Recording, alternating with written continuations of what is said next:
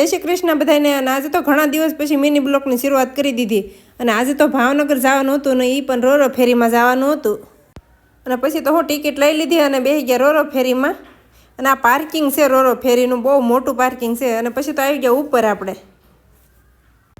અને અહીંથી તમારી નજર પોગે ને ત્યાં સુધી પાણી જ દેખાય, એકલું દરિયો રહ્યો કે નહીં, દરિયામાં તો પાણી જ હોય ને.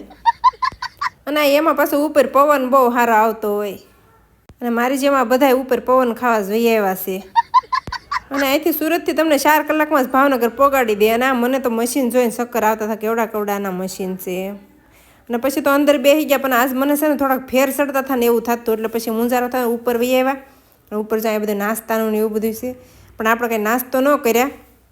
અને એમ થાય કે આ દરિયો કેટલો ઊંડો હશે, જો કેવું પાણી ઘેરું દેખાય છે. અને પછી તો 2-3 ફોટા પણ પાડી લીધા આપણે. અને મને ખુલ્લા વાહનમાં છે ને ફેર ન ચડે, પણ આજે મને ફેર બહુ ચડતા હતા આમાં હલતી હતી ને એટલે. તો વિડીયો ગમ્યો હોય તો લાઈક, શેર અને સબસ્ક્રાઈબ કરી દેજો.